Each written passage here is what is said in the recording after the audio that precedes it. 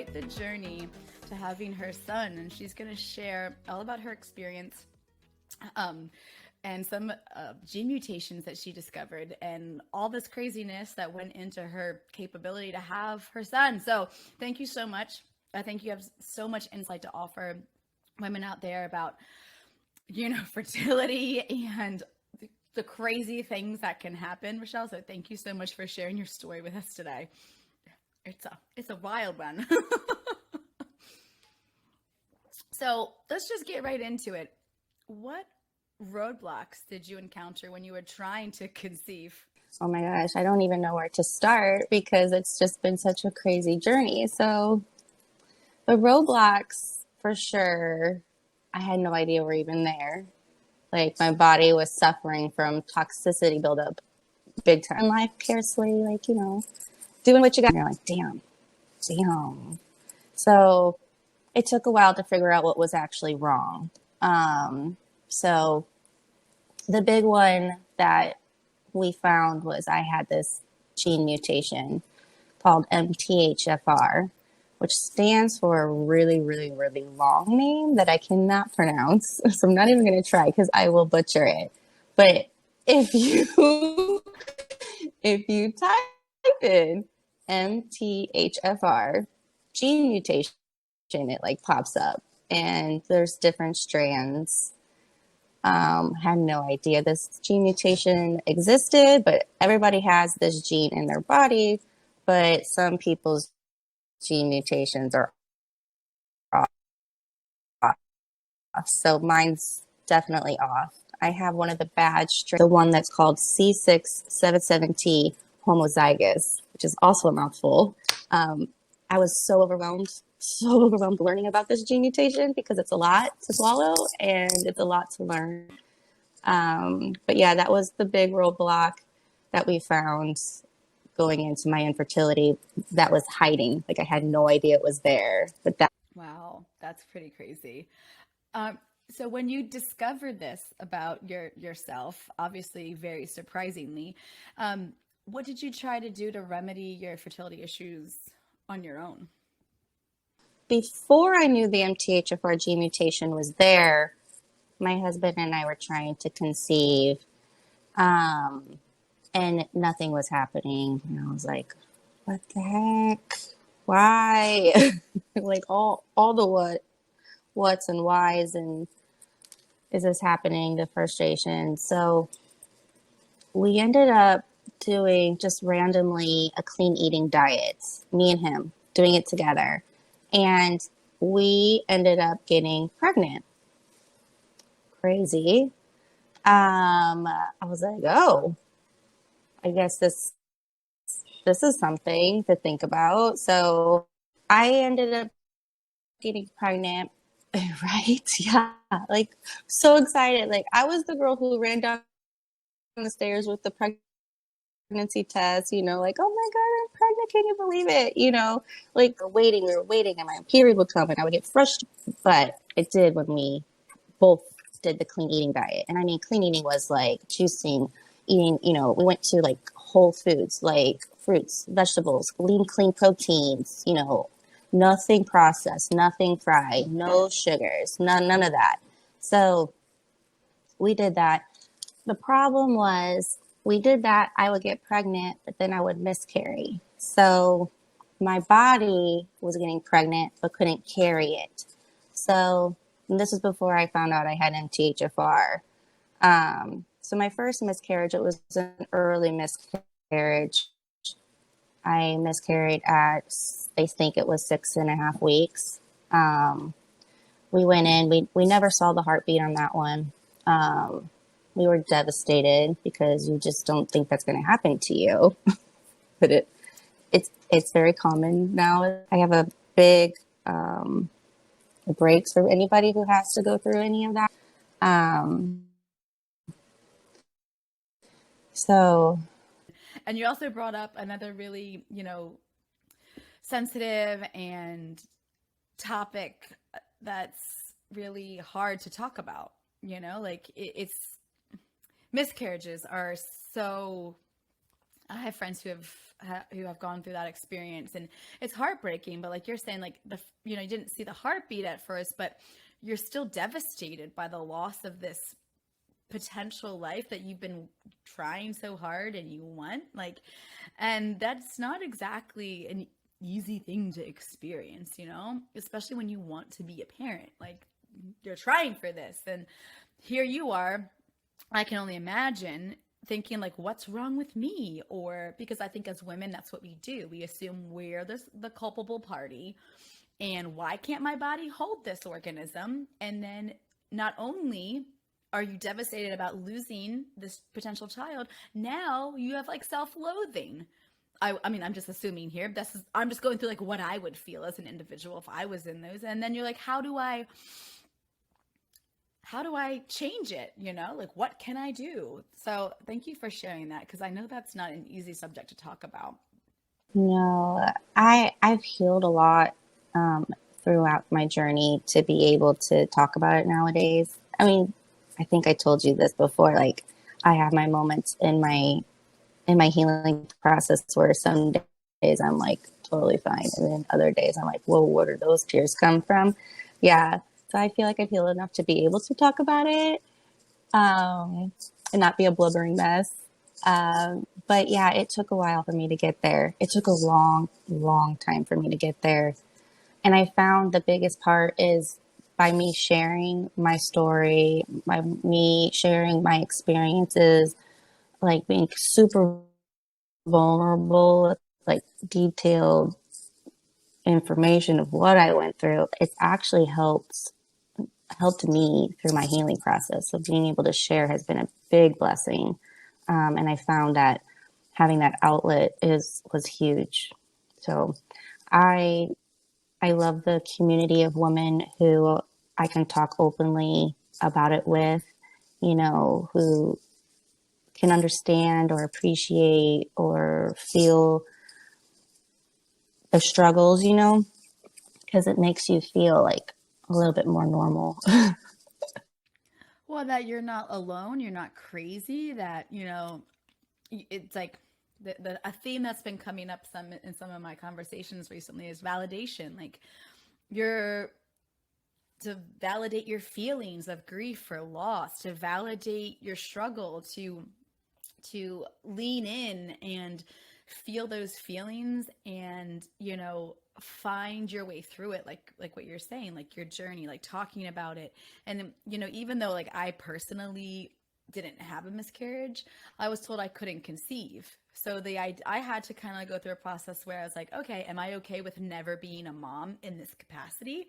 You know, and it all worked out for me. Like, yay, great, surprise pregnancy, awesome. But I could I can empathize in a way of that, with that loss of life, and that, you know, the what if, what shoulda coulda woulda kind of thing. And so much of that is out of our control, you know, and your miscarriages were not within your control. There was nothing you could really do about it, especially because you didn't know what you didn't know. You know. Not knowing was the one of the hardest parts because you didn't have answers. You didn't know how to fix it, and you so desperately wanted to fix it, right? But you didn't know how or what.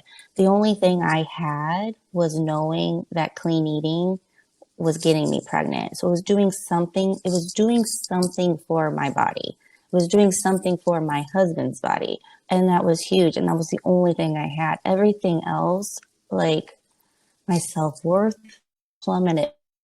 All the girls in my family also have endometriosis, and I was never like officially diagnosed with endometriosis, but my sister was, my cousin was. It was just kind of known that we all had it. And so I had that obstacle as well. That one I knew about too. I can't even begin to tell you how painful, like, um, I had a cyst that ruptured when I was 21. That sent me to the hospital, like, no joke. After my first miscarriage, in the summer, and then my second miscarriage was like 6 months, nine and a half weeks along in that one. And going in and then not seeing the heartbeat anymore, like destroyed me. I think it was viral with depression. So I actually didn't get help for a really long time. I had two things I was grieving. So my first miscarriage wasn't as traumatic. My second miscarriage, so we really do not recommend. It was horrible, traumatic. It was no one really sat me down and told me what an induced miscarriage really was or what to expect. So we went into it just thinking everything was going to be fine-ish, but the induced miscarriage labor pains were so intense that it's like having Pitocin where your contractions, they just don't ever go down. You never get a break. So the induced miscarriage contractions were, I would have a contraction and it would go down slightly, but it wouldn't go away. And then it would come back and it would do this and it would never come down here. So I was in a constant state of pain, was in so much pain. I almost threw up. I was getting nauseous. And then when I started heavily bleeding too, we were like, we're just going to go to the hospital. Like, this is ridiculous. Like, I can't do this by myself. Like, I need help. So we went to the hospital and they hooked me up with an IV and put pain meds. And like, at that point, I was just numb. Like, my whole body was just numb. And I mean, like, mentally and physically, like, I was just not okay. And it was really hard in the aspects of like, not only are you going through this, but like your partner's going through this too, but you're so destroyed, you can't help your partner in these scenarios. So like, no one really talks about the husband-wife dynamic and how it causes like a friction or a disconnect there too, because like you're trying to like process everything, right? And like you don't know what to do or what to say or how to act or what like so like no one talks about that. No one really talks about the how, miscarriages and infertility can affect couples either. Like I found that to be very like eye-opening. Like the whole topic of miscarriage. There's so many different things to talk about here. Like it would take another podcast, I feel like. I've never had a miscarriage, but I did have an induction for my pregnancy because for a history of blood clots, they wanted to be safe. And I remember the relentlessness of the Pitocin and like the Cervidil, which is, it's really sexy. It's a cervical ripener for anybody who doesn't know. And I know that my body rejects foreign substances. Like I have a hard time processing alcohol, which is a problem because I love wine. I take, basic Tylenol for migraines. Any drug that I've had a reaction to. When I was in labor, I vomited or couldn't keep down every and all painkillers.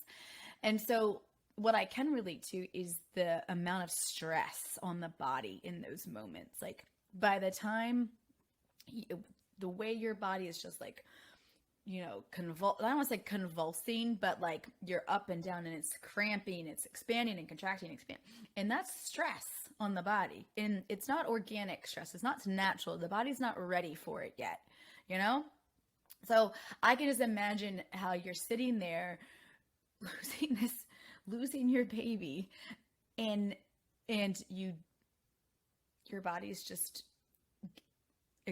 exhausted. It's just worn out. And then your brain trying to get through all the things and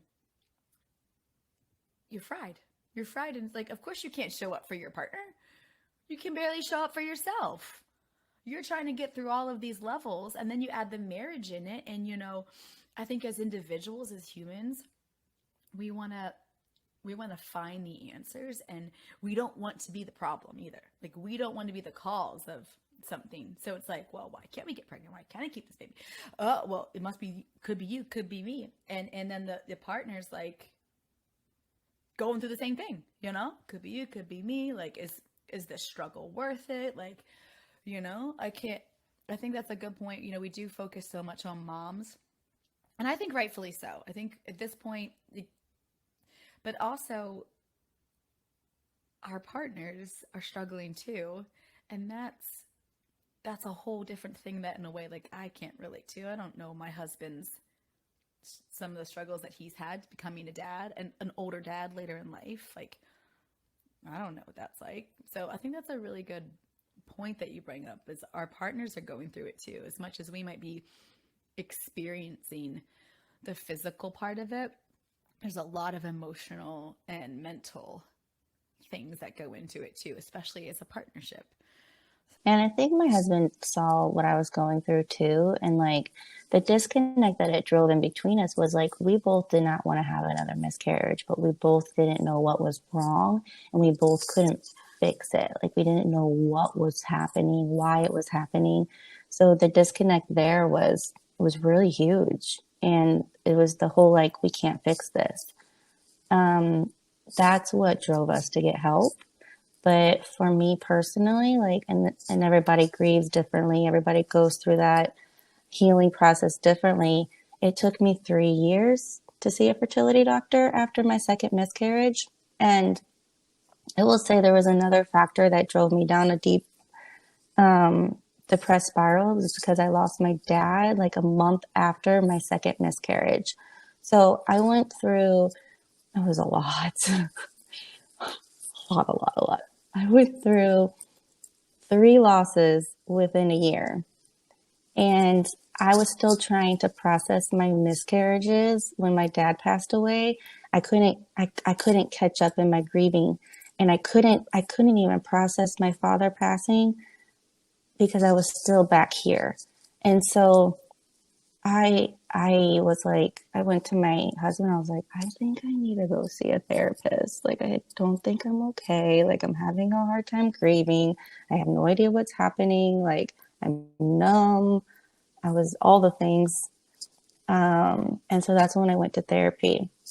And therapy, I think I told you, like, I'm a super slow processor when it comes to like emotions or like events that happen, like big life-changing events, or like if something like traumatic happens, like it takes me like super long to process everything.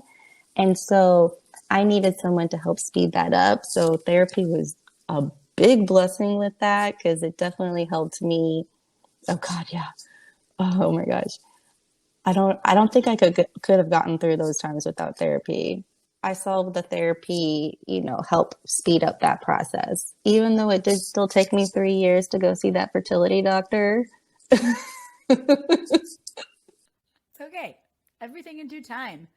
You know, you weren't ready for it. Why put yourself through another traumatic experience that you're not really emotionally available for? You're just gonna make it. You're just gonna keep compromising and complicating it. I think kudos to you for reaching out for help and taking the time to like find the right time for you. Like going through that again. Ah, like that's awesome. You bring up a lot of things, your instincts, listening to yourself, and asking for help, like acknowledging that you can't do it alone, or you don't have the tools, you don't know. And grief is a process. Like, I don't know if we talked about this. Like, my sister ended up committing suicide when she was 21. And I remember it was like, everybody's got shit, right? We all go, and it was, I've worked through that to kind of like what you're saying, like, you know, it took me like a year or so to really grapple with the fact that she was gone and she had chosen that. And I remember my ex-boyfriend and I had been like drinking, it was not a good thing. And I just remember like collapsing on the beach in like Venice and just like sobbing. And I was like, oh, this is what I've been needing. And there was like so many other things that happened in that year that emotionally I was just broken as a human being, and it just so caught up with me. So like what you're saying, like I totally get you. You gotta grief is it's like it's like a skeleton in the closet. You're gonna have to deal with it sooner or later, but you just don't know when it's gonna come out and go, surprise, here I am. And I laugh about things so I don't cry, honestly. And it's funny how you're saying like you still, it's not funny, but like ironic. Today I was driving and my sister loved like dragonflies and butterflies, and all of a sudden these dragonflies, like we have a ton of them in Florida, like come swooming by my car, and I was like, oh, like I slowed down because I'm like, oh, hi Heidi, how you doing, like keeping her like spirit alive in my brain, like, and so I like dodge the dragonflies on the roadway. Surprise, here's your grief.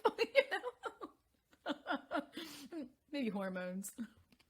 Like those subliminal messages, like I feel like I get those too. Like I feel my dad like all around me sometimes. It's so trippy, but yeah, it makes you feel like it fills my heart up with so much love, just knowing that I feel like they're still there, I feel that.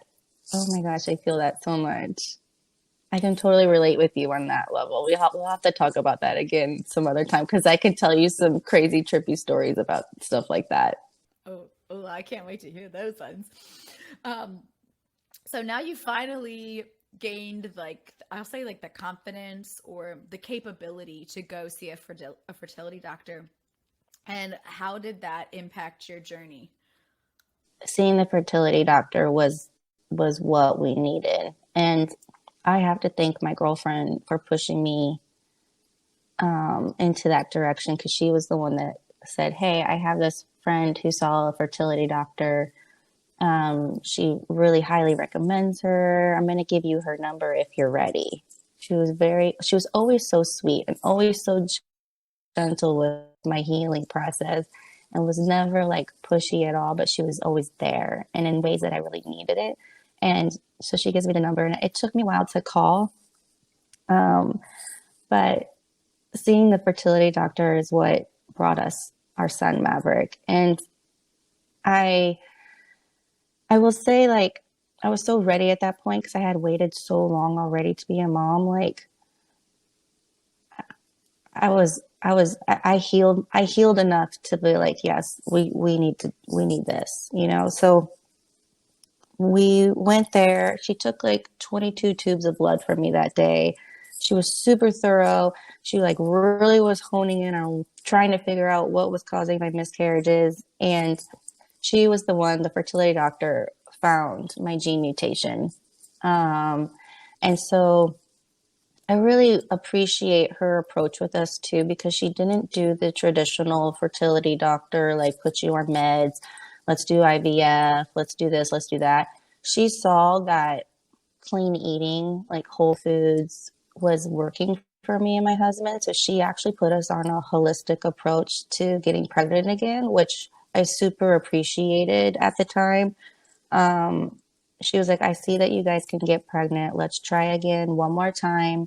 She was, I'm going to put you on all these supplements. She had my husband, because my husband was also kind of a factor in our infertility too. They found that he has a lot of sperm, but the mobility wasn't there. And some of them were misshapen.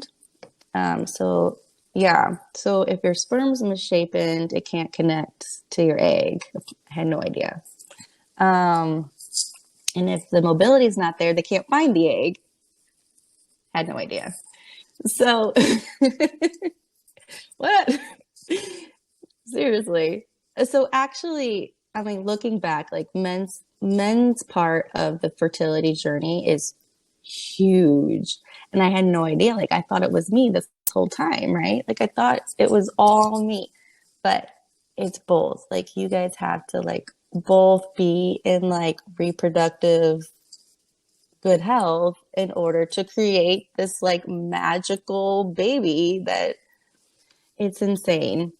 So she put us on all these supplements. My husband was on different supplements than I was because his was all about sperm quality and mine was all about reproductive health. So And then she also wanted us to keep our like clean eating and juicing and smoothies regimen going too. She was like, this is working for you. Keep doing it. She even had us drinking green. She goes, I want you to drink up your antioxidants. So she's like, I want you to drink green tea twice a day. Both of us were drinking green tea twice a day. So it was a trip. I'm telling you, it was a trip.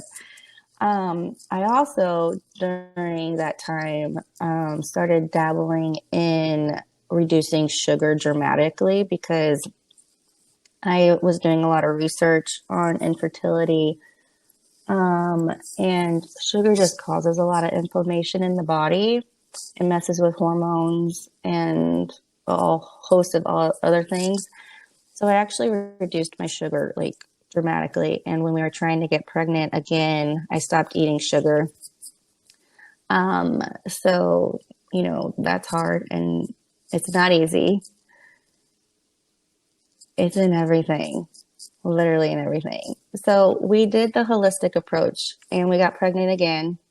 This time we were in super good hands with a fertility doctor. She put me on as soon as I got pregnant. She knew before we even knew because I was literally going in every single week to get my blood taken, but she didn't tell us. She's so sweet.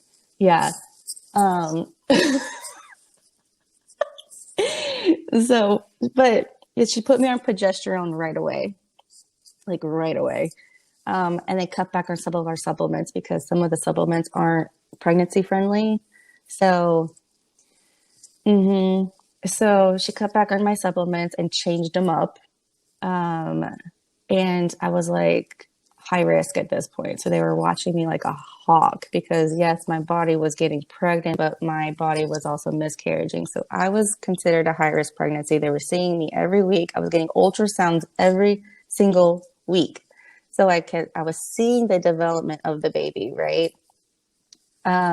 Which was really, when you go through miscarriages, it's kind of really reassuring to be in such good hands like that. Like I had peace of mind going in every week because I could see the baby every week and not be wondering, oh, is the baby's heartbeat still there? Oh, is it growing at the rate it's supposed to be growing? Like I never had to second guess or have like weird, crazy thoughts going through my head because I was being taken care of by the fertility doctors. So I highly recommend, like, if you go through miscarriages and you just want peace of mind, like a fertility doctor can help you have that peace of mind. Of course, I was still worried that I was going to miscarry because that was my, the trend that was happening with my body. Um, but, but I was also like, I was so happy and I was trying not to be happy because I didn't want to be set up for disappointment, if it was to happen again, but I was so happy. I think I was hiding my happiness because I was really trying not to set myself up for disappointment again. Because of my endometriosis, my fertility doctor also gave me, I think it's an HGC. I might be saying this wrong. It's where they put fluid through your fallopian tubes and they flush them out to see if you have like scar tissue. Yeah, scar tissue building up within like the walls of your fallopian tubes and like all that stuff. So they also did that. So I think between that and the fertility doctor changing out my supplements because of my MTHFR mutation and all that stuff, like I think that's what brought us our rainbow baby for sure. Oh, that's so awesome. So he's here and he's healthy and he's thriving. And I'm sure he's giving you hell. um, so let's talk a little bit about your toxic free. And we haven't really touched on this a lot, but you took some other measures to this whole journey kind of prompted you to take other measures to ensure your wellness and well-being, and that led to you being more toxic free. Can you dive into that? I kind of was forced to learn about MTHFR on my own because doctors really weren't helpful at all. Like, I'm like, what do I do with this MTHFR gene mutation? And they're like, oh, I don't know, just change your prenatals to a folate one, and don't take anything that has synthetic folic acid. I was like, okay, but yeah, like what else? Like what am I supposed to do? Like I'm high risk for a lot of things now. Like what am I supposed to do? And no one was well versed in what to do if you have MTHFR. Like, so I kind of was forced into learning about MTHFR on my own. And I will say it is super overwhelming. Like, I, it took a while for me to figure it out. The one thing that struck me hard when I would read about it was because I have the bad strand of MTHFR, my body's lost its ability to heavy metals, chemicals, and toxins by 70%. So whenever I eat, whatever I put on my skin, whatever I'm breathing in, my body holds on to it. So my body was suffering from toxicity buildup, and I didn't know it. So now that I'm like learning about MTHFR, I'm like, oh crap, I have to like change out my cleaning products. I can't use my laundry detergent that I've been using for years anymore. I can't use Windex to clean. Like the first thing I switched out, and then just slowly started switching out things from there. And I think like my lotions, my shampoos, my conditioners were all next. Like I started just slowly switching them out because I started learning about endocrine disruptors and how horrible they are for infertility. And endocrine disruptors are in everything. Everything conventional that you buy on the shelves at supermarkets, Walmart, Targets, Amazon, anywhere, literally anywhere, all have a preservative in it or some kind of artificial chemical in it that makes like fragrance linger in the air longer or something. Plastic is another huge endocrine disruptor. There's always something that is, yeah, girl. It's so crazy. Like I've switched all of that too. I like all my to-go drinking bottles are like either glass or stainless steel, metal. Like I just started learning how all these things were causing infertility, toxicity buildup in my body. So I was like, started naturally healing my body through going toxin-free. So that journey was very overwhelming as well because there's so many chemicals out there to learn, and I'm still learning. Like it's an ongoing process. But yeah, I will say the three hardest things that I had to switch out that took me a longer time to switch out was deodorant. That was really hard. I finally have successfully gone the natural deodorant route, and it took me three. I used two different ones. I switch back and forth, but the main one I use is Poofy Organics. And then the other one I don't know the name of because I just bought it. I learned, this is another topic to talk about later. I learned how to successfully switch to natural deodorant through doing a armpit detox. And so when I did the armpit detox, that's when I was able to switch over because I learned so much through that too. So that was the first one. The second one was toothpaste because nothing is going to make your teeth feel as clean as chemicals are. I'm sorry. It's just not going to happen. But I've learned ways that can get you to switch over.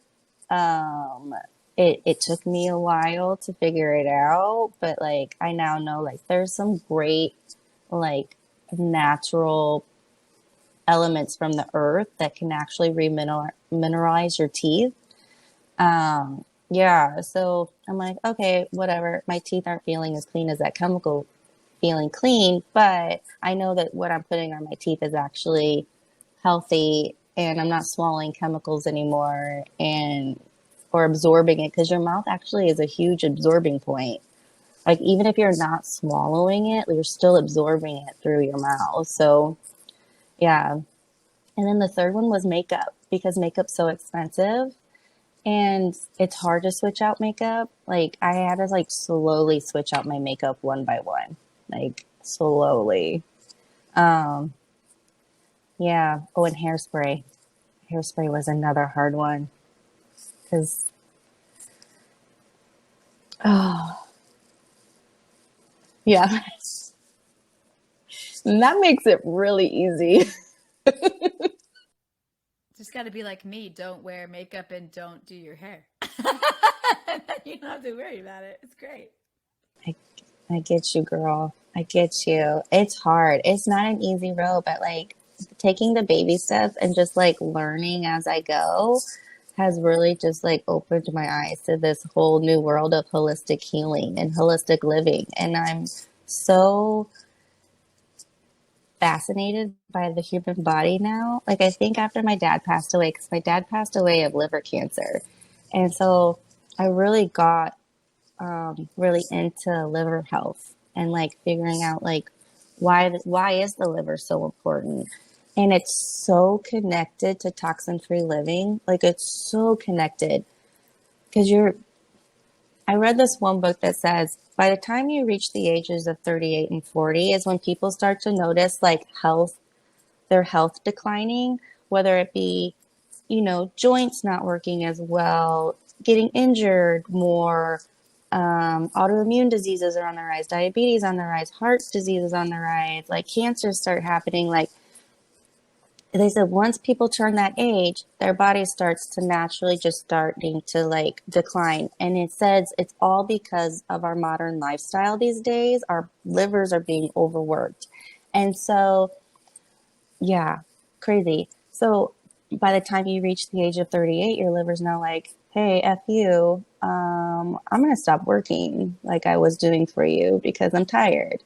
And so when that happens, it starts affecting all the other organs in your body. And so it's really important to like know that like toxin free living is supporting all your other organs, and like it is all about like healing, and it's a beautiful journey. Like if you tap into it, like it really is beautiful, but like it like freaks people out or like overwhelms them or Yeah, it does because there's so much in everything. But if you think about it, we were really successful at, functioning without all of those additives and preservatives and chemicals. Like, wouldn't it make sense that our bodies would thrive better without them? Wouldn't that be like, like it makes sense. It makes sense. So, what does it mean, in your opinion, to be toxic free? I went on a huge journey of detoxing my home first, but like toxin free is like I filter my water, because there's so much crap in our water too. Like they're finding pesticides in our water. They're finding it's crazy. They're finding pharmaceuticals in our water. Like we shouldn't be drinking pharmaceuticals in our water. That's insane. Um, Another thing is they're fluorinating our water to, help with cleaning the water, and it's supposed to be good for our health. But it's actually, if you look into fluoride, it's actually a huge neurotoxin, and it's actually not good for you. They're finding like there's a lot of studies out there. If you start looking into it, like fluoride is actually not good for you. It's one of those chemicals that it's been pushed on us, and they're finding out that it's might not be okay. Like Interesting. So, what you're saying is that after extensive research and decades, they're changing their opinion? Interesting. How about that? there's so many rabbit holes we could go down right now. So yeah, so water, filtering it was purifying the air in my home. The other things I really got rid of right away was fragrance. I don't wear perfume anymore. I don't wear deodorants that have fragrance in them. Like, so purifying the home was another big one for me with getting fragrance out. Also, if you're struggling with infertility too, they hide phthalates and parabens in fragrance. Phthalates, I always say that one wrong too. And and parabens are a huge endocrine disruptor when it comes to infertility. So, you know, when you talk about detoxing your body and healing your reproductive system, getting rid of fragrance is a big one. And then another thing I did was I switched out my cooking pans. So all my cooking pans are now stainless steel. I got rid of all the plastic in my house. I now have glass storage food containers. I now drink from glass. I don't drink out of bottled water anymore. So like even when we go to the movies, I try to bring my own water. I'm I'm now that person that It's a total like lifestyle overhaul, 100%. But my husband just goes, okay, babe. He has no idea. But like for me, like what you're saying, I started reading about what was like, first of all, what detergent is made up of. And powder detergent is like something crazy. There's like sand or like particles in it. And then like liquid detergent is like 90% water. So when you go into the store and you're spending $20 for like your Tide or whatever it is you're using, your 80% of your money is going to water filler. Why? So then I started looking at like what's in it, and I was like, oh god, there's all this crap in it. So I switched out. I use like branch basics and drops for my detergents and like my and my dish tabs now. Like once in a while, I will use like a Cascade because like sometimes I get frustrated. Well, if you rinse the plates off in the sink and then put them in the dishwasher, it's easier.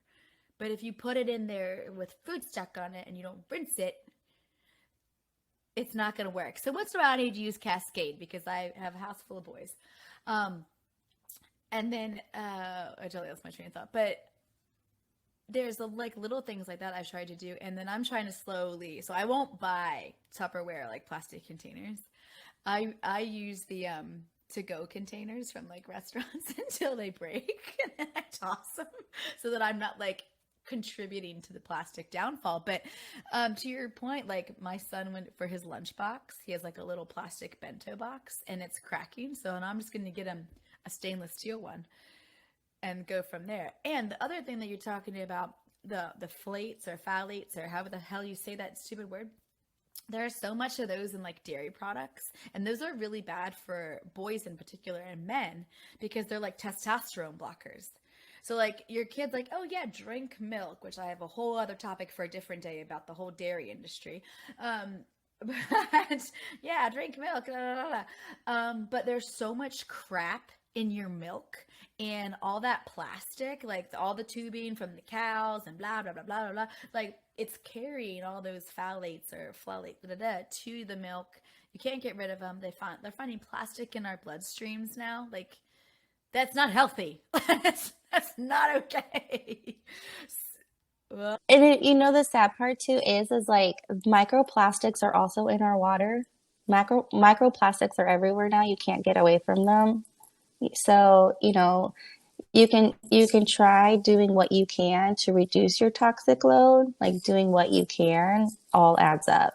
You know, like you don't have, and it does take baby steps. Like you cannot do it all at once. Like it's impossible. And just think if you like have MTHFR, like your body doesn't know what to do with that. Like it holds on to it. Like and you can't get it out of your body like normal people can. And they're saying that 40 to 60% of the population now has some sort of MTHFR gene mutation and they just don't know it. Yeah, but it is pretty crazy. that's pretty crazy. Uh, what like can you give us a couple examples of swaps that you've done? Like what? So you've said like the poofy organics for your deodorant. Like what do you do for your toothpaste or your cleaning supplies?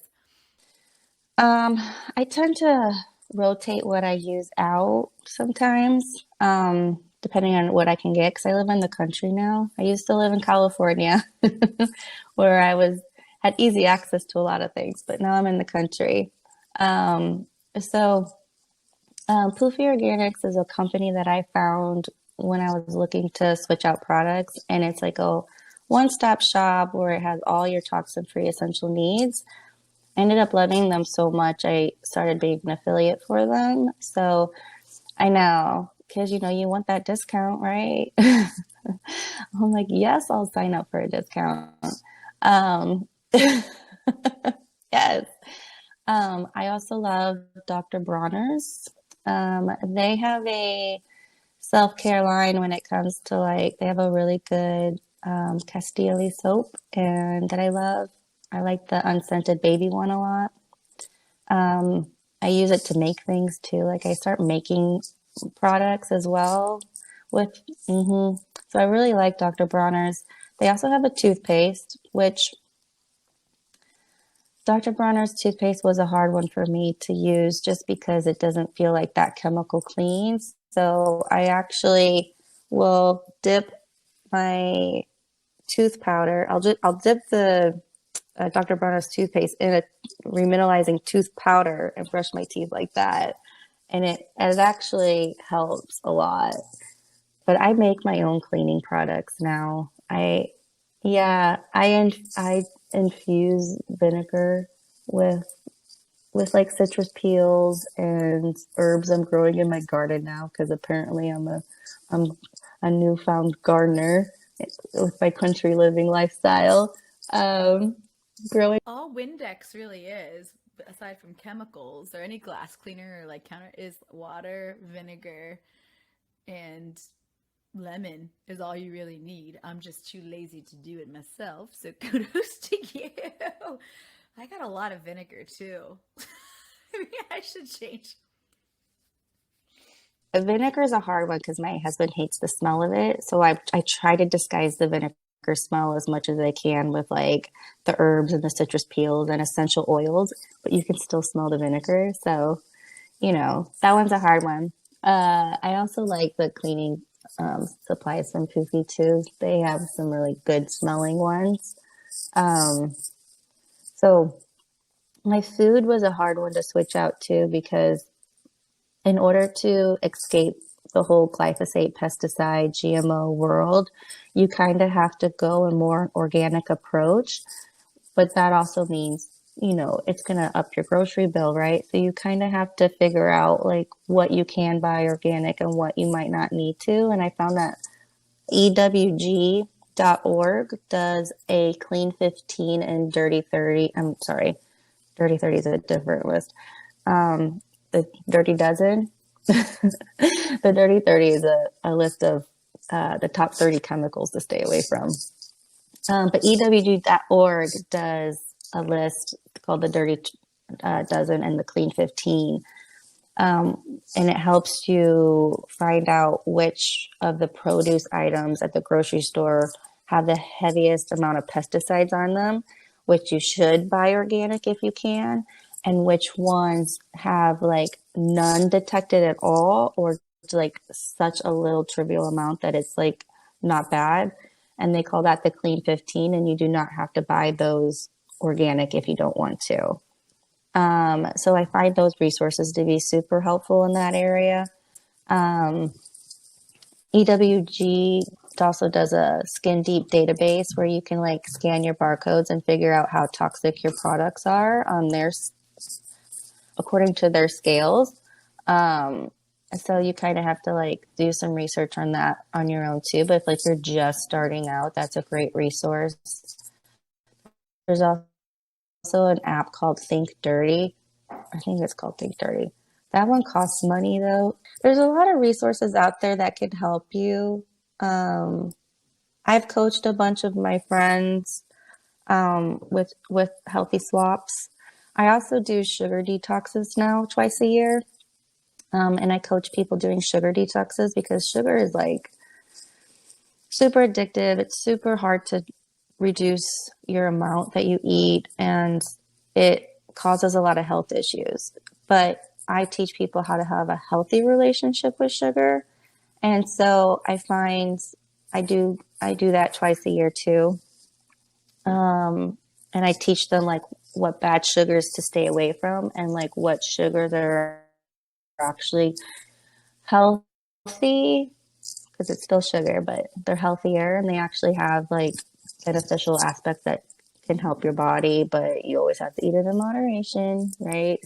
Um, I found a whole shift in my lifestyle, and I feel like it's been helping my body heal in a way, like mentally and physically, even though it's still like an ongoing process and I'm still learning and there's still more I could do. Like, I feel like I live like an 80-20 lifestyle where like 80% of me is like toxin free and the other 20% of me I'm a little lenient on.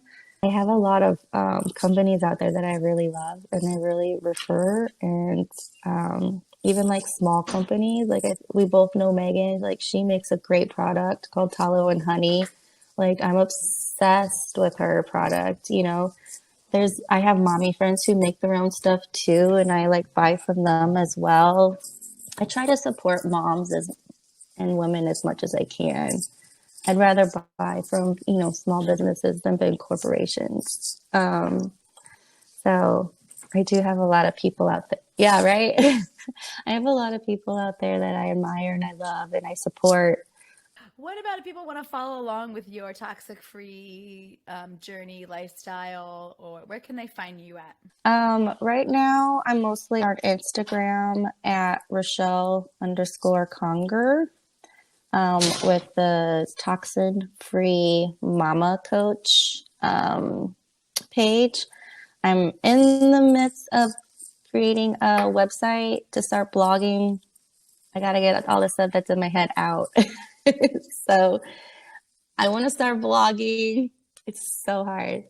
I want to start blogging about, all the things that I know now and all re- all the things I figured out. I researched, I read books. I follow these amazing holistic doctors now.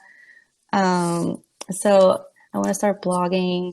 That website's coming soon, but that will be at toxin-free-mamacoach.com once it's up. Yeah, I have it all there. It just needs to be designed. So, and then I'm also working on a sugar detox, how to have a healthy relationship with sugar ebook. So that's that. Yeah. So people can follow the journey on how to do it easier instead of, because otherwise like a lot of information gets missed, and I feel like if I get that ebook out, like you'll have it just right in front of you.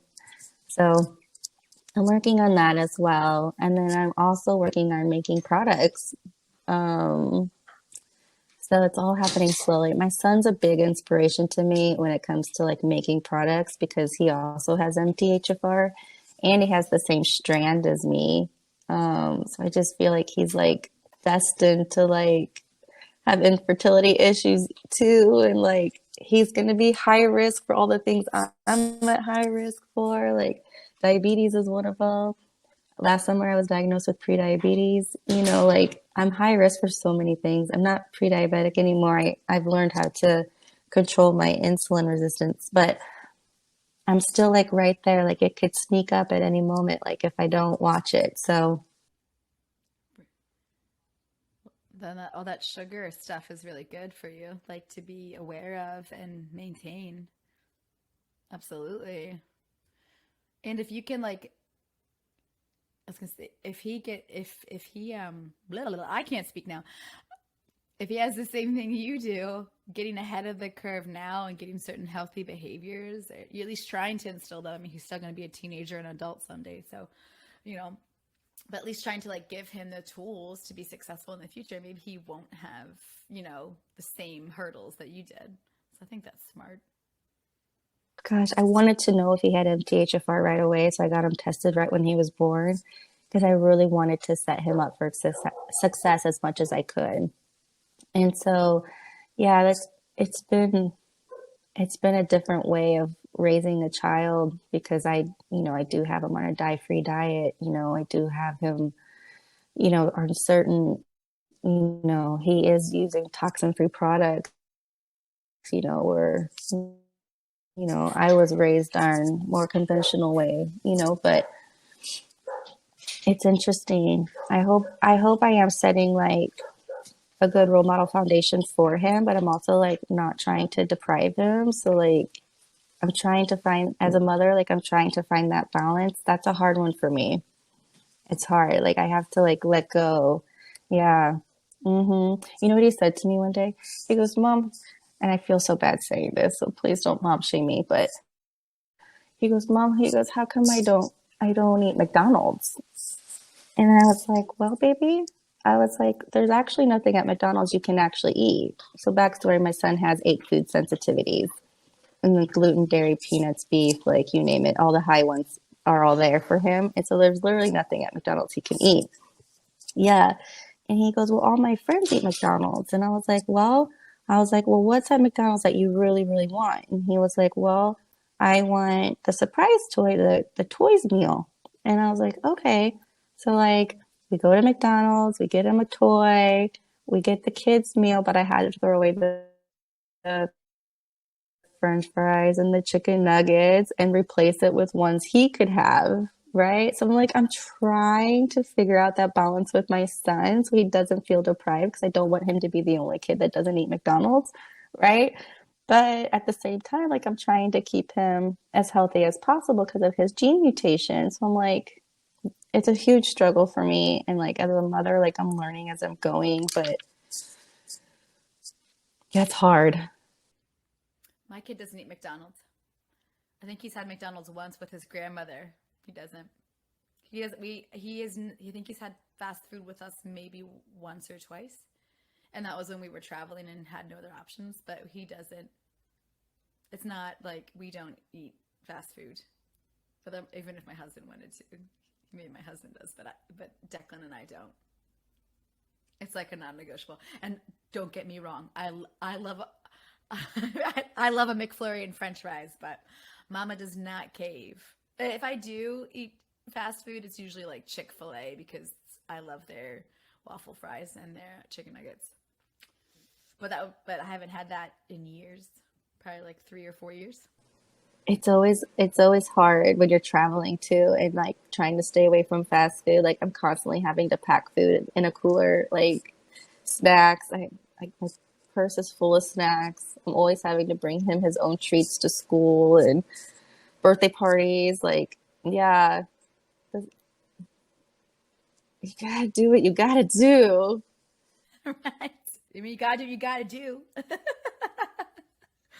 um, Shell, is there anything else we need to know about MTHFR, fertility, toxic-free life, wellness? Is there anything we didn't cover or that's specifically poignant?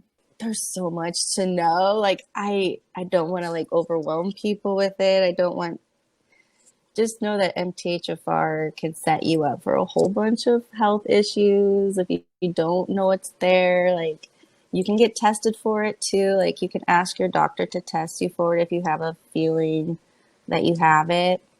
A big a big way to know if you haven't if you have MTHFR is infertility and miscarriage is a big one. Another one is medication. So if like you're feeling like your body isn't responding to certain medications, like it makes you feel crazy or your body is just not processing it right, that's a sign of MTHFR too. Like I could not take birth control. Birth control was a big one for me. I could not, my body was rejecting it. I was a maniac. I was not the same person. I was literally crawling in my skin. I was sensitive to metals, like ear piercings and stuff. Like my piercings never healed. And then for children, if you're looking for MTHFR in your children, there are huge markers that you can look for when they're babies. One of them is a cleft palate. Another one is lip and tongue ties. Another one, yeah, on the back of the neck, that little red like splotch that's on the back of the neck or on the face. That's a stork bite. That's another marker of MTHFR. Sacral dimples is another one, and they're in the back above the butt. So there's markers for babies, and if you see them on your baby or even small children, those are signs of MTHFR, and you can get them tested if you see them and you're concerned. So there's ways to figure it out. Yeah. And then there's a book out there also called Dirty Genes by Ben Lynch. That was a huge way for me to learn about MTHFR and then also other gene mutations, because there's more than just MTHFR out there. So you can have SNPs of other ones that also cause other health issues. So, I mean, Dirty Genes was a great book to read and let me learn about MTHFR when I couldn't figure it out from other doctors. So that was also a great resource. And then just reading, about the studies that I could find, and then following holistic doctors. All good stuff. That's all good stuff. Well, Rachel, thank you so much for sharing your story, your journey, hold on, I gotta look at this, MTHFR, gene mutation. I had no idea what that was until we started chatting. So appreciate all of your insight. I'm the Mom Who Knows Nada. My name is Brianna. This is the Mama Knows Nada podcast. I hope you had fun learning about all the things you didn't know you needed to know, because obviously it's just a lot.